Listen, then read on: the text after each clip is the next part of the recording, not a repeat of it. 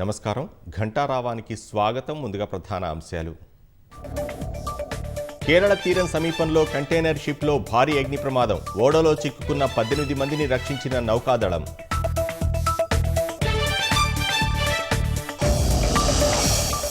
ముంబై రైలు ఘటన మోదీ పాలనకు అద్దం పడుతుందన్న కాంగ్రెస్.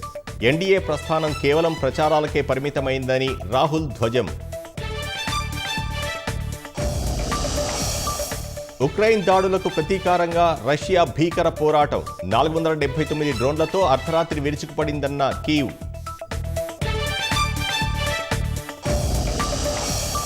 మారుతున్న పరిస్థితులకు అనుగుణంగా ఆర్టీసీ ఆధునికీకరణ. ప్రభుత్వం చొరవతోనే లాభాల్లో నడుస్తోందన్న భట్టి.